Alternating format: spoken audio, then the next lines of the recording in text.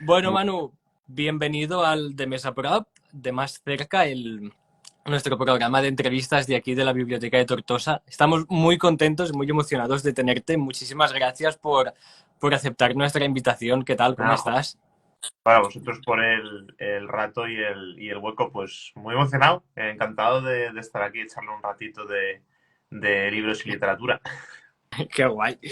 Bueno, Manu, tú eres director, eres escritor, eres guionista, eres muchísimas cosas, pero me gustaría empezar la entrevista, si te parece bien, hablando de tu verdadera vocación. Con 7 años decides ser cazatornados.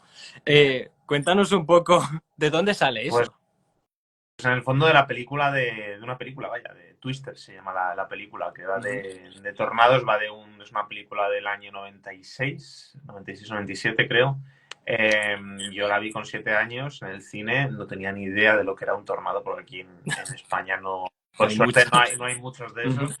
Pero me fascinó el fenómeno, ¿no? Y yo creo que ahí empezó mi pasión por la meteorología y yo en el fondo hasta cuarto de la ESO iba para meteorólogo, o sea, quería estudiar meteorología. Y Lo que pasa que, bueno, que el sueño se aparcó un poco porque física se me daba muy bien, ujú. pero química no era lo mío. Lo que pasa, claro, como en aquel entonces iba un poco en el pack, Claro, pues lo aparqué un poco por eso y porque también, vamos a ver, aquí no hay tornados, entonces era mucho trabajo como, no, no claro, era habrías como tenido. demasiadas red flags tiene esto. Y entonces, ¿cuándo llega en ti la escritura? O sea, ¿todo el mundo de los libros te acompaña desde pequeño o viene luego más de Sí, mayor?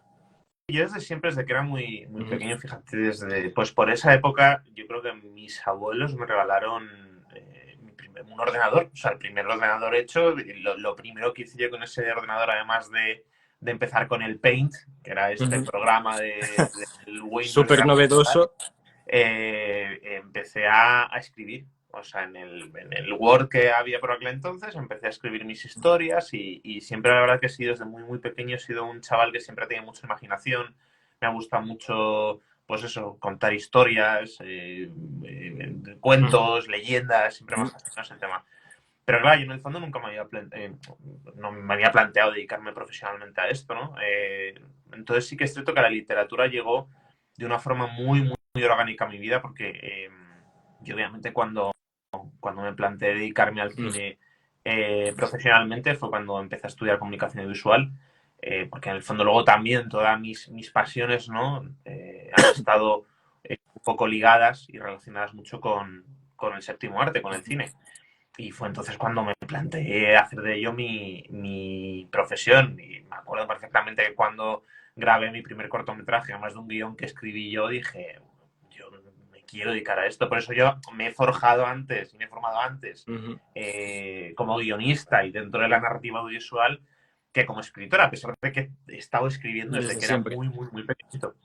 Y nada, y surgió realmente la oportunidad, junto con Javier Ruescas, que él Ujú. sí que nos conocimos algo el 2013.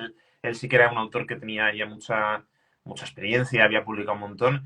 Vio unos cortometrajes míos que se hicieron virales por aquel entonces y de ahí surgió mi primer proyecto literario con él, ¿no? Que fue la saga de Sí, aquí Lector. lo tengo notado para hablar más adelante.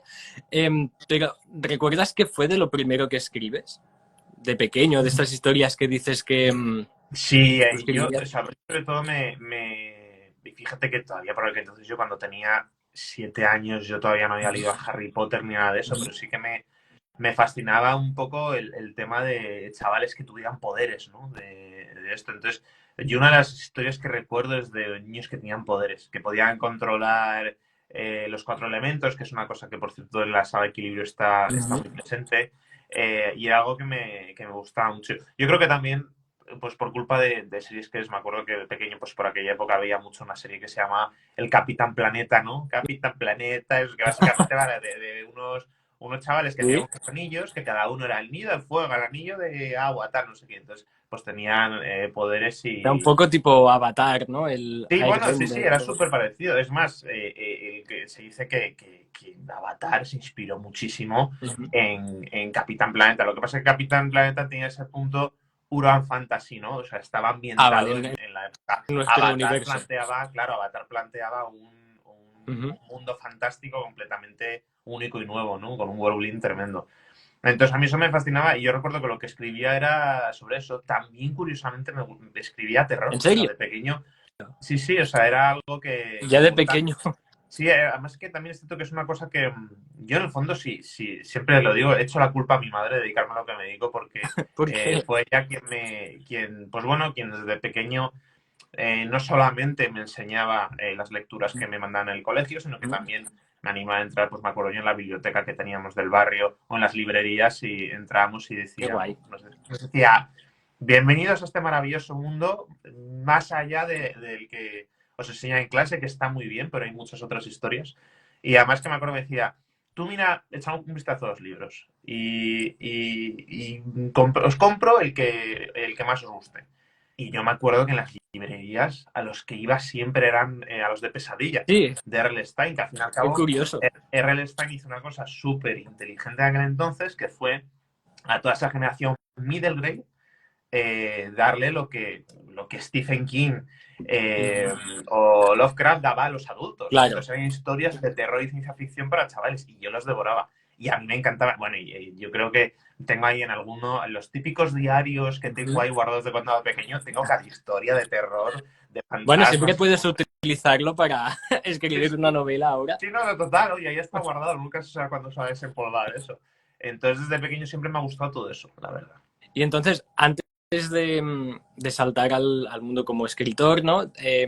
Estudias comunicación audiovisual y vives una época donde haces muchos cortometrajes, te formas en actuación, guión, un montón de cosas. Pero de estos años, ¿qué fue lo más importante que aprendiste? Pues, mira, yo creo aprendí que el cine es un trabajo en equipo, Ujú. que fue algo que me apasionó también, porque para una película hay muchísimas mentes creativas dentro del proyecto, ¿no? Sí que es cierto que la figura del director es un poco quien lleva las riendas, ¿no? Quien coordina Sí, ese equipo. Pero, claro, a mí mucha gente a lo mejor quiere ser director de cine, pero luego cuando se mete en la escuela de cine, en el fondo lo que le gusta no es ser director de cine, es ser director de foto. Porque le flipa narrar con la luz y le flipa la fotografía, ¿no? O a lo mejor lo que le gusta es el montaje, que tiene un tipo de narrativa muy distinta. claro. Entonces, es una industria que tiene tantas ramas y tantas cabezas pensantes que mola muchísimo, eso es increíble. Cuando una historia, porque sí que es cierto que era autor cineasta, es decir, que yo escribía mis propios guiones y además yo los Wow. dirigía. Pero era fascinante cuando esa idea que está en mi cabeza, de repente todo un equipo de gente aportaba lo suyo y alguien Claro. que tiene un ojo tremendo en foto o en vestuario o en arte o en postproducción, cómo hace a través de esa idea que veía yo, cómo lo hace suya también. Entonces, a mí me gustó mucho eso, el trabajo en equipo. Claro, luego también ves que es una industria muy cara. O sea, en el fondo, Y para... complicado también, ¿no? ¿Eh? Que también ¿El es qué, muy perdón? complicado triunfar o trabajar y todo esto. Es un O mundo... sea, es complicado, o sea, sí que es cierto que ahora es muchísimo más fácil y mucho más barato producir que hace 10 15 años, ¿no? Porque antes con el celuloide era carísimo, o sea, grabar una toma era muy caro. Por eso había la preproducción, estaba todo preparado al milímetro, porque claro, los minutos de rodaje Era eran oro, muy caros. Ahora, claro. claro, ahora no, ahora todo esto es digital, entonces Es no más tienes un límite fácil. de celuloide que se vaya a acabar, ¿no? Entonces, o sea, obviamente antes era más caro, que a veces más barato, pero aún así es muchísimo trabajo, son equipos muy grandes de gente y eso es lo que hace pues, que al fin y al cabo que sea tan caro hacer una película. Y, por ejemplo, para alguien como yo, que estoy estudiando comunicación audiovisual, ¿qué consejo nos darías a las personas que ahora lo estamos estudiando y estamos entrando un poco en Pues el sector audiovisual? que no tengáis miedo de probar todas las ramas que te ofrece. O sea, comunicación visual es que es un cambio gigante. Enorme. O sea, yo lo que hice fue, porque claro, yo imagino que son un poco igual ahora mismo.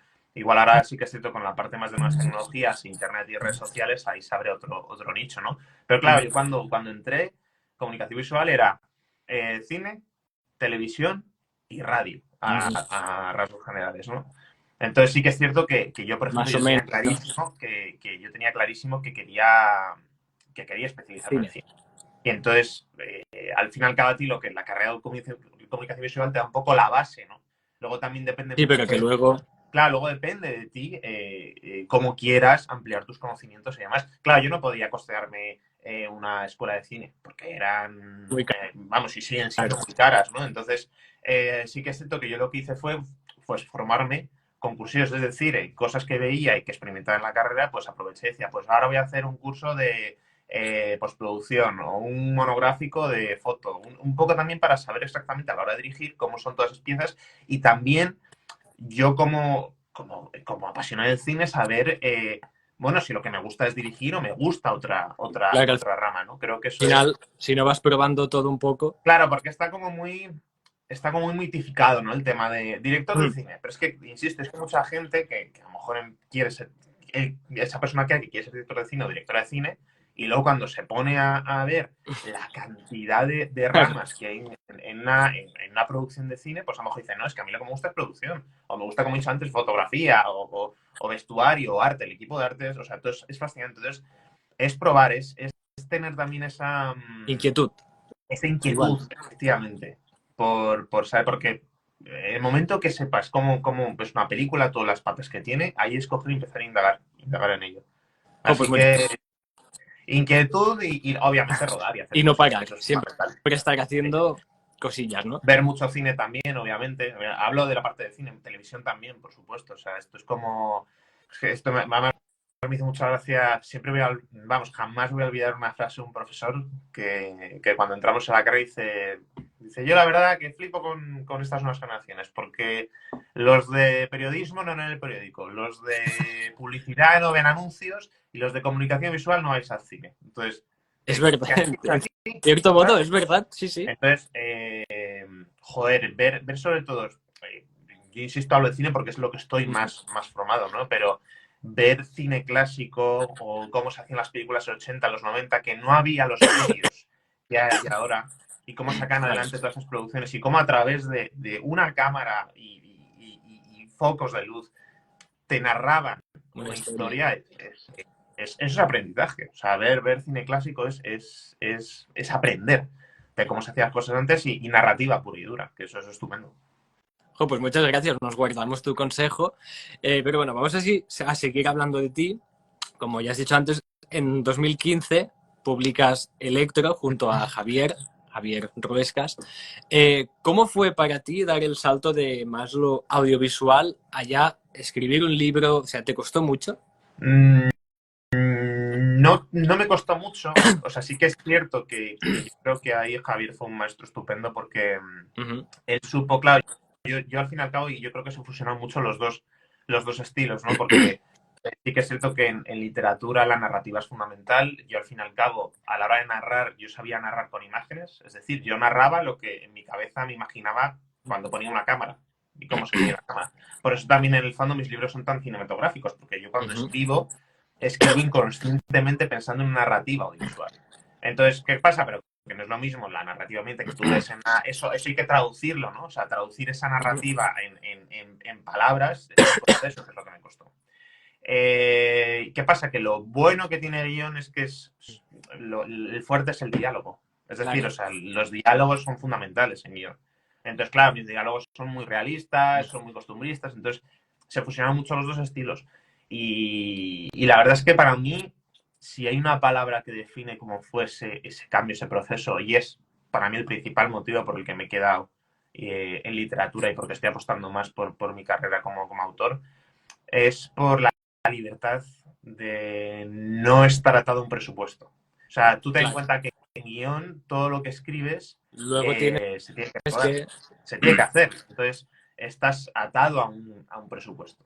En literatura no. En literatura te cuesta exactamente lo mismo escribir una escena en una habitación con dos personajes que en un bosque con 50 personajes, con efectos especiales. Entonces, para mí fue sin duda liberador. Fue muy liberador porque era como aquí el presupuesto lo pone en la imaginación del lector, ¿sabes? Claro. Que es maravilloso eso. Y oye, cómo surgió esta idea de esta novela? Porque, bueno, si alguien que nos está viendo no lo sabe, trata sobre un chaval que un día se despierta, aparentemente no hay nadie en el mundo, y bueno, se lía, se lía. Sí, ¿Cómo Electro, surge luego este proyecto?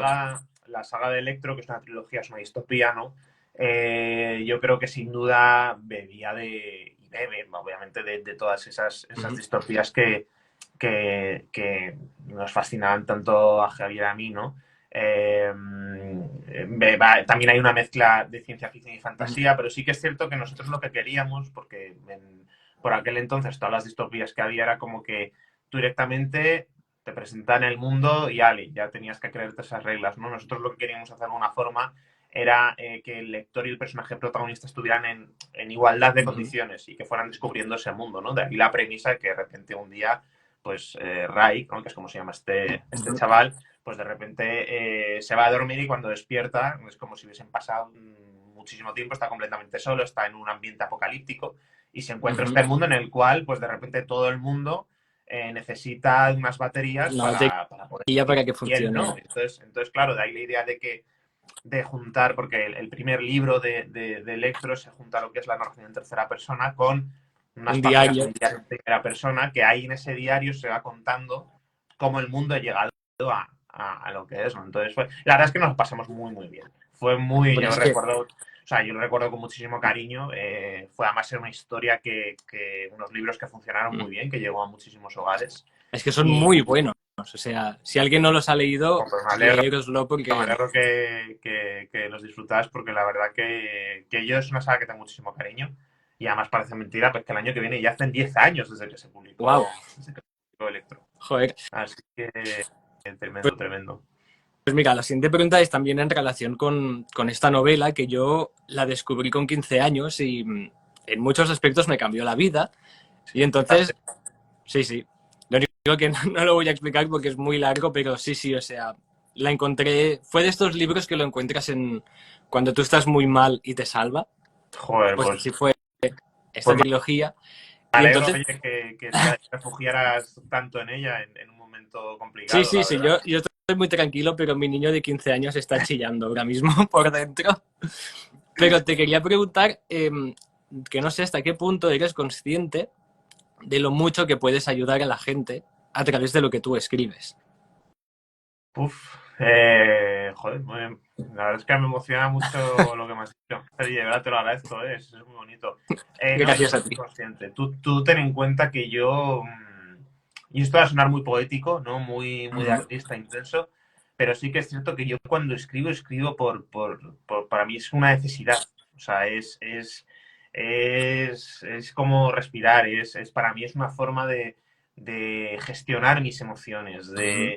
de refugiarme en mundos, de crear mundos. Yo cuando hago eso lo hago por necesidad pura y dura y cuando el libro lo termino y se pasa a Ujú. edición y luego se publica, llega un montón de gente, claro, Claro, es muy impactante cuando de repente, sobre todo porque ves que es una historia que hace unos meses, pues sí, casi años, ujú. imaginabas tú solo en tu cabeza, porque escribís un trabajo muy solitario. Y de Claro, repente esa historia cobra vida en la cabeza de otras personas.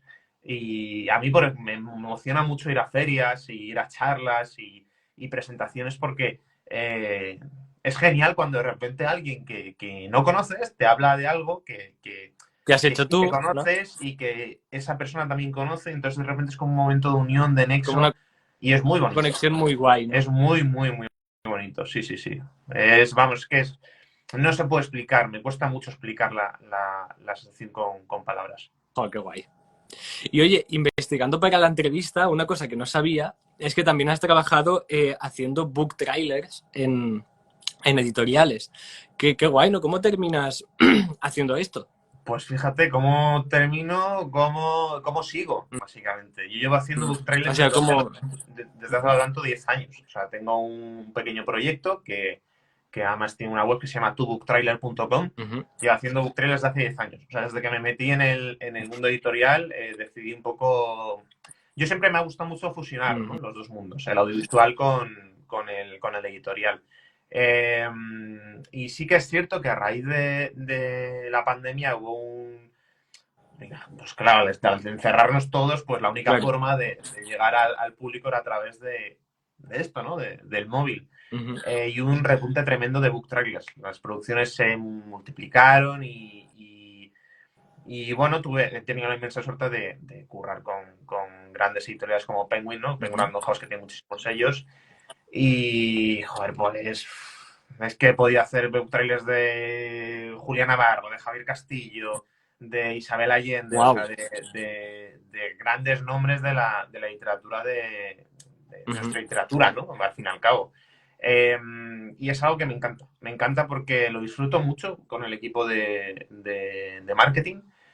Hablo obviamente de este concreto book trailers, Sí, ¿no? sí, sí. Tanto con los propios autores también es una gozada Claro, trabajar porque con ellos, esto, ¿no? Porque ¿cómo es el proceso? O sea, te contactan a ti para que hagas el book pues, trailer. realmente me Como... contratan, me contactan para Ujú. hacer pues la idea que tienen del book trailer. Ahí se ve si, porque realmente hay dos tipos de piezas, ¿no? Las que son de en imagen real, digamos, y las que son de motion graphics, que son toda animación, ¿no? Entonces, en base al tipo de libro, pues apostan por uno o por otro. Y en base, pues ya se va tejiendo, ¿no? Si está el equipo de marketing detrás, pues obviamente tienen un briefing, tienen unos Madre mía. claims, ¿no? Que son pues, los textos, ya cómo lo quieren enfocar, el tipo de book trail que quieren Ujú. hacer, el tono, las imágenes. Entonces, claro, cuando hay imagen real, pues está muy limitado porque, claro, con todo lo que trabajamos en tu book trailer es con imágenes en esto. Sí que, obviamente, sí que se pueden grabar cosas y en muy pocas veces, o sea, en contadas ocasiones sí que hemos ido a rodaje, porque es muchísimo más caro, pero generalmente siempre tiramos de material en esto. Bueno, igual al fin y al cabo que las cubiertas, ¿no? Siempre Claro. la mayoría de las cubiertas de los libros, por no decir el 80%, se forman a través de imágenes en stock, pues esto es un poco lo mismo. Y cuando hay algo en concreto que decías, pues ya te vas a grabarlo. Pero claro, hombre, el coste es mayor, porque como he dicho antes, grabar algo, Pues hacerlo realidad está con más. imágenes. Eh, y luego, por ejemplo, claro, porque también es cierto que en los últimos años, como ha crecido mucho lo que es la autopublicación de autores Ujú. autopublicados, pues también nos han contactado muchísimo, ¿no? Porque a mí es algo que me gusta, joder, y al fin y al cabo la autopublicación es un mundo muy duro, muy desconocido, que se están como siempre como de lado, ¿no? Claro. Los autores y autoras que se autopublican y, ojo, muchos de ellos se gastan, invierten. Al fin y al cabo, autopublicarse es invertir en tu libro, ¿no? Es Totalmente. pagar una corrección ortotipográfica, pagar una maquetación, y hay mucha gente que lo que quiere hacer, obviamente, es invertir en estas piezas que son más profesionales para luego invertir Para dar luego a más la hora de promocionar publicidad los y trailers, que... ¿no? Entonces ahí sí que es cierto que el autor, cuando hay veces que no lo tienen claro, o sea, que viene en plan de, mira, aquí hacemos un book trailer, pero no tengo ni idea de cómo funciona esto, aconséjame. Entonces sí que es cierto que la relación que tienen con nosotros es más estrecha en el sentido de que nos cuenta un poco de qué va la este y nosotros aconsejamos, pues mira, quizás para este libro es más interesante tirar por imagen real, con un tono más... No, eso O depende, sea, hay hacéis como muchísimo... un pacto, ¿no? Habláis mucho y decidís Sí, claro, entre... un poco hacen, pues sobre todo, obviamente, oye, también con editoriales grandes Ujú. sí que también ofrecemos esa asesoría, ¿no? De cara al proyecto, pero con autores autopublicados que generalmente de marketing tienen pocas Claro. nociones, pues ahí Y les nosotros ayudas tú llevamos un poco más, con esta efectivamente, parte. efectivamente. Oye, sé que te queda poco tiempo, así vamos a ir No, no avanzando te si te preocupes, parece. ¿eh? O sea, puedo tranquilamente, hasta 15 minutitos ya Vale, podemos, perfecto. sin problema. Como me dijiste media hora, Sí, digo, voy sí, a... porque ya te digo, estoy con varias cosas, pero justamente me quitan unos asuntos, así que tengo Vale, bastante libre. Así que podemos hacer perfecto. esos 40-45 minutos que me dijiste sin problema, Perfecto. hasta menos cuarto puedo. Pues bueno, si te parece, avanzamos a 2019, cuando das un paso más y ya publicas tu primera novela en solitario. Olvídate del resto. Te costó mucho el salto ya no solo de escribir la novela, sino escribirla tú solo, 100%, o sea, dependiendo 100% de ti. ¿Cómo fue Pues el salto? fue muy impactante, porque claro, Uh -huh. yo al fin y al cabo, yo como estaba acostumbrado con Electro, fueron 3 libros. Claro. Entonces, la forma que yo tenía de trabajar era la que se domina a 4 manos, ¿no? O Uh sea, -huh. con 2 autores. Entonces, claro, el proceso era muy similar al que se hace en un guión de una serie. Cuando tú estás con un guión de una serie, te estás acostumbrado a trabajar con más gente. Entonces, Con un Javi equipo. y yo tenía el este de trabajo que él escribía un capítulo, yo otro, y vamos turnando con los capítulos. Lo que pasa es que yo, por ejemplo, pues escribía un capítulo. Ese capítulo se lo pasaba, él lo corregía. Luego él me volvía a pasar, yo corregía lo que él corregía. O sea, que a lo mejor de cada capítulo había como 5 versiones. Había un Wow. punto que es que literalmente los estilos se fusionaban. Entonces, claro, escribir 3 libros que en total Sí. fueran pues como 900 páginas, a lo tonto, porque era una Ujú. trilogía, pues claro, no era solitario. O sea, era solitario, pero no era solitario porque Estabas acompañado. estaba acompañado. Entonces, cuando nos atascábamos lo que sea, pues joder, no estaba solo, ¿no? Claro, con Olvídate del resto, ahí fue otro asunto. Sí que es cierto que yo justamente antes, que fue a mí lo que me animó a dar el salto en solitario, participé en una antología de relatos que se llama Y Luego luego ganas tú. ganas tú, ¿no? Eso es, que eran relatos pues contra el bullying y demás, ¿no? Entonces ahí fue ese primer relato, fue para mí como Un empujón, ¿no? Para... una prueba, en plan de voy a ver, ¿no? Si puedo tal. Y la verdad es que el relato gustó mucho, la editorial, y fue precisamente Alfaguara ¿Quién te quien me dijo, oye, puso? ¿te animas a una Ya, qué novela? guay. Y bueno, pues ahí tenía una historia, sí que tenía claro que quería empezar con un thriller Ujú. juvenil, obviamente con este punto más de ciencia ficción, porque al fin y al cabo plantea el tema de la personalidad múltiple y luego juego mucho con ello y demás. Pero sí que es cierto que quería empezar con un thriller porque a mí es un género que me encanta y que he disfruto muchísimo. Y fue muy guay, la verdad. Fue muy impactante porque era como, madre mía, sobre todo, claro, es el tema de, sobre todo, a mí me pasa mucho que en las últimas páginas del libro, Sí. en lo que es el último tercio, lo que es la objetividad que tengo, la poca objetividad que como que la pierdo y estoy como, esto ya no sé si tiene sentido, tal. Y mira que yo soy muy de mapas, es decir, trabajo mucho, hago un trabajo previo Organizando. tremendo, claro. O sea, yo invierto casi el mismo tiempo en preparar la novela que en escribirla. ¿Y cómo fue la acogida de esta novela? Pues fue por parte de lo que son mis lectores y demás, guay, buena. Lo que pasa que sí que es cierto que fue una novela que en la parte de marketing no se llegó a colocar como a mí me hubiese gustado, o como yo decía, ¿no? Porque sí que es cierto, ten en cuenta que 2019 fue la época en la que se empezó a publicar muchísimos influencers. Entonces, claro, dentro de lo que es en juvenil, Vale. cuando tú ibas a un almacén, o sea, fue cuando empezó a haber la burbuja Ujú. de tantísima novela, ¿no? Entonces, era extraño porque tú cuando ibas por ejemplo, a un Corte Inglés, a una FNAC a ver mi novela estaba en juvenil, pero más en la juvenil, de al lado de, me acuerdo de las novelas del Rubius y de estas cosas. Porque yo, claro, yo tenía un canal Wow. de YouTube y por aquel entonces yo tenía un canal de YouTube que hablaba de cine y demás. Y claro, yo decía, digo, a ver, digo, yo tengo mis seguidores, pero yo no soy influencer. Además, que esta Claro. novela es una novela que, como tal, y entonces fue un poco raro, la verdad. O sea, no fue una novela que, para mi gusto, no llegó a todos los lugares y hogares que me hubiese gustado. Pero bueno, yo seguí. Al fin y al cabo, mi trabajo es escribir y luego la estrategia editorial que haya detrás de Claro, que esa novela al final cada no editorial es cosa elige. mía, yo no puedo hacer nada. Entonces, sí que es cierto que es un sabor agridulce en ese sentido, ¿no? Porque es como la primera novela, que además inviertes tiempo y tal, y desde luego a la gente que la ha leído le gustó mucho y hay mucha gente que me sigue leyendo a raíz de Olvídate del resto. Ujú. Pero bueno, la vida sigue y como digo, mi trabajo es escribir.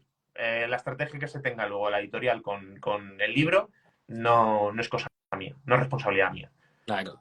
Y bueno, y en esta novela, lo has comentado antes, tratas temas como el desorden de personalidad múltiple. Eh, hay mucho, cuando se tratan temas así, por ejemplo, más de psicología y tal, ¿hay una investigación previa? O sea, ¿tuviste que informarte mucho sobre el tema? ¿Cómo fue el Sí, sí, proceso? yo sí. O sea, a mí yo siempre, una cosa más que disfruto mucho es precisamente en todas mis historias y mis novelas, es este proceso de investigación previo, ¿no? Con Electro también hicimos mucha investigación en base a determinados temas que no voy a hablar porque si no serían spoilers, por si alguien es Electro, pero sí que es cierto que muchas reflexiones de novelas, bueno, todas absolutamente tienen una Ujú. investigación. Aquí sí que es cierto que, claro, yo tuve que investigar un poco cómo funciona todo eso, ¿no? Luego dentro, obviamente, de lo que son las reglas reales del juego, es donde yo como autor meto la ciencia ficción, ¿no? Introduzco la ciencia ficción y cuento la historia que quiero contar. Por eso me gusta mucho la ciencia ficción, porque si analizas la palabra ciencia ficción, ciencia es algo que es matemático, que es empírico, que está ahí, o sea, que existe como tal. Y ficción, que es que sobre esas reglas, tú añades otras, te inventas otras. Entonces es lo que hice yo con Olvídate del resto. Es más, es curioso porque hay algunas, con el paso del tiempo, algunas reseñas me llegaban y me decían, yo es que esperaba leer un libro que indagara en la psicología de esto. Y es como, Pues esto es un thriller juvenil de ficción que el objetivo es entretener. O sea, yo no voy, obviamente, introduzco, hablo y cuento cómo funciona la personalidad múltiple y demás, pero no indago de ello de una forma patológica, ¿no? Que es un poco lo que había gente que me pedía. Pero sí que es cierto que todo pues tiene una base real. Por ejemplo, unos personajes que tiene la madre, que es el tío Mark, pues él tiene dioptrías, ¿no? Entonces eso está... Y de repente cuando es la madre no tiene dioptrías. O sea, pues él, cada vez que es tío Mark se tiene que poner las gafas y cuando te se agita. Si saben que es tío Mark, quién es la personalidad.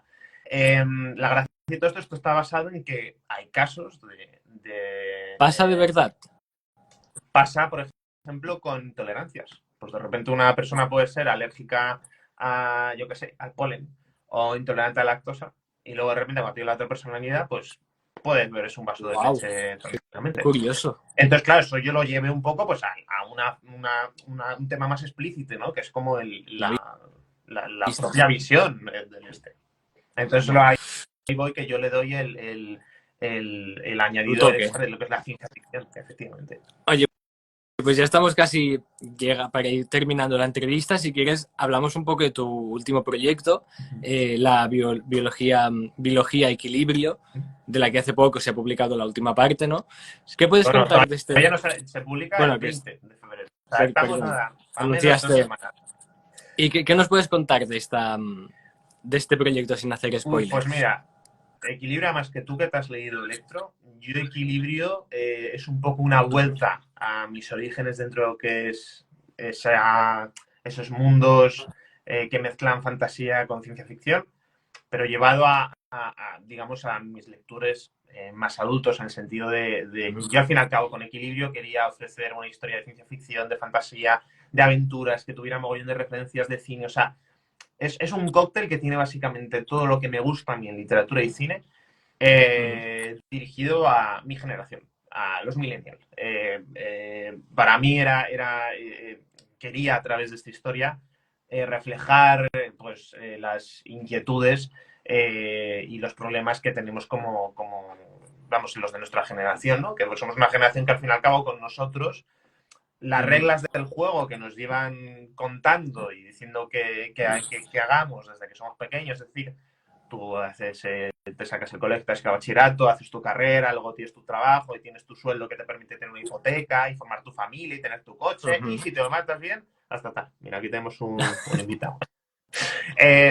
Pues de repente ese plan y esas reglas dejan de funcionar en nosotros. Somos la primera generación en la que el plan no funciona con nosotros. Entonces, tenemos que reescribir nosotros no solamente nuestro futuro, sino también nuestro presente. Totalmente.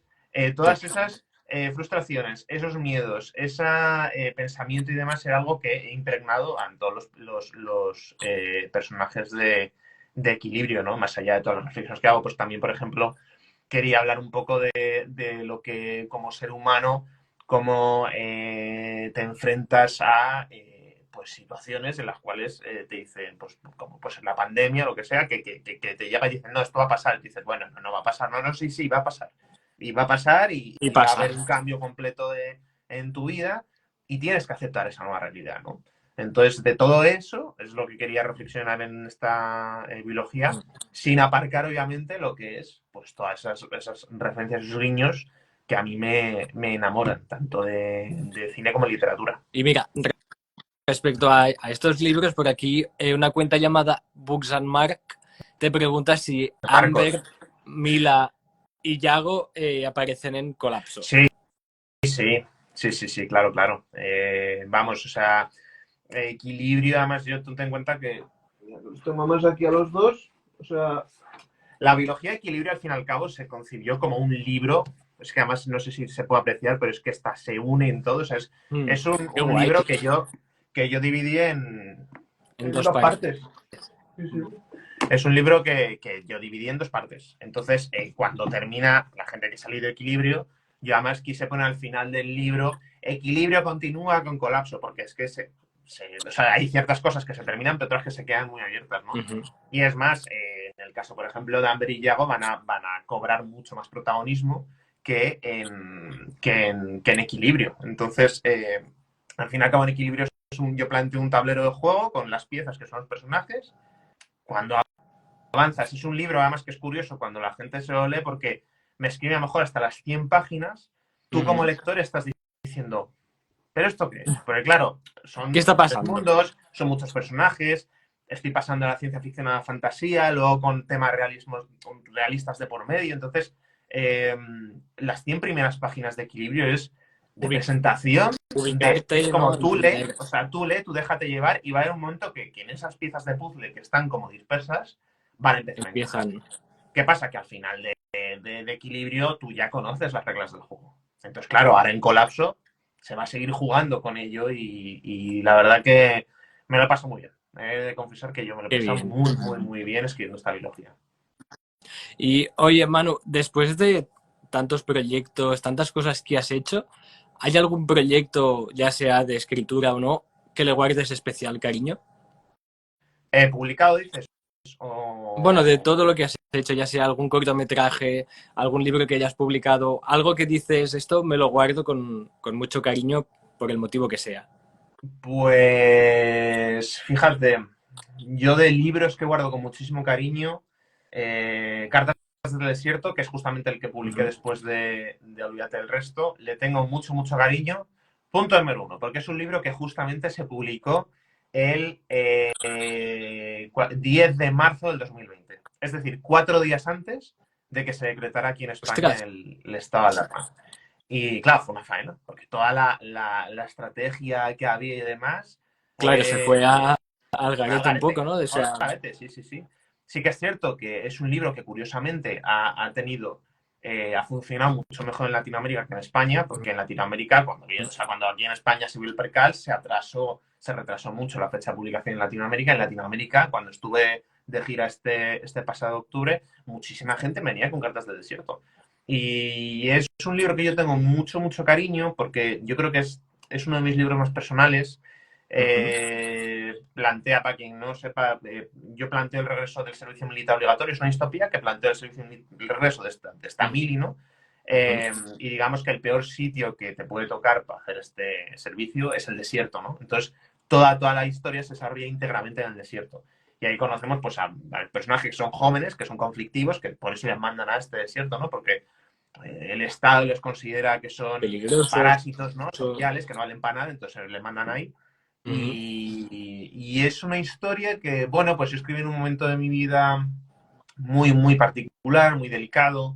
Me refugié mucho, ¿no? Yo creo que también los autores en ese sentido nos refugiamos mucho a la hora de escribir joder, estoy la verdad que está muy emocionado porque como que el boca ha oído con Cartas del Desierto está haciendo que la gente lo lea, ¿no? Y que acceda a él.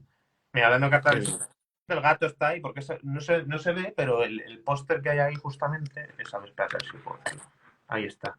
Anda, es la portada de la novela. Sí, sí, me la regalaron y la tengo colgada ahí. Qué guay. Mira, por aquí te preguntan que cómo es posible que tus primeras novelas hayan salido muy cerca temporalmente hablando. Pues cómo, pues no lo sé, la verdad. En el fondo es que, o sea, yo generalmente suelo sacar más o menos un libro al año. O sea, 2019 fue Olvídate del Resto, 2020 fue Cartas del Desierto. Luego, 2021 no publica nada porque, claro, con toda la pandemia y demás, estuve y tal. En 2022 sí que es cierto que publiqué Gritarán mi nombre, que es una novela mía que lo que es en el recorrido comercial amplio no se ve mucho porque está para prescripción, es decir, es una novela que está centrada en colegios y en institutos, se está moviendo por ahí. Y en 2023 saqué Equilibrio y a 2024 Colapso. Entonces, ¿por qué estaban cerca? Pues no, la verdad. Casualidades. Sí, me contactaron, surgió así y la verdad que, es que al momento que empieza esto son como las pipas, luego no puedes parar.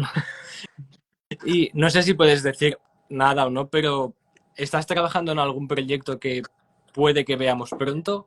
¿O no se puede o no? ¿O no se puede Sí, decir nada? sí, a ver, yo ahora, mira, o sea, de este año, este 2024 hay muchas sorpresas. Empezamos ahora con Colapso, que como bien has dicho, es la segunda parte de Equilibrio. Luego va a salir dentro de poquito un proyecto muy chulo. Todavía de este no puedo decir mucho, pero básicamente es un proyecto que quien me haya visto por redes es un guión que está hablando mucho en plan de un guión, estoy trabajando un guión. Y es que es cierto que se va a publicar o sea, ha escrito un guión, pero que no es que se vaya a rodar, es que se va a publicar en formato físico. Entonces es un proyecto muy Buah, qué bonito, guay. muy chulo, del cual os puedo contar cositas pronto. Y eso sí, al igual que gritar a mi nombre, va a hacer su recorrido más en institutos y en colegios, ¿no? Pero sí que la gente va a poder encontrarlo en librerías sin cargarlo sin problema. Y luego hay dos sorpresas, que eso sí que no puedo decir nada. Hay dos sorpresitas, también más para este año. Okay. Y lo que sí que puedo decir es que yo estoy trabajando ya en la novela que espero que salga el año que viene. Vamos, que se viene un 2024 movidito. Sí, 2024 va a ser intenso, con pequeñas cosas, eso sí, o sea, el plato gordo es Colapso, es una realidad. Pero hay varias sorpresas que sobre Qué todo guay. gente como tú, ¿no? Que me conoces desde Electro y demás, creo que va a disfrutar y hasta aquí no puedo decir nada más, pero desde luego que va a ser Bueno, para los estaremos que pendientes ya vais de... como digo yo, en el tren desde hace tiempo, son pues sorpresitas chulas, la verdad. Qué guay, estaremos muy pendientes de tus noticias. Y bueno, Manu, ya para acabar, te lanzo la última pregunta que siempre hacemos aquí para terminar las entrevistas. Y es si nos puedes decir un libro que hayas leído en tu vida que sea muy especial para ti y el motivo.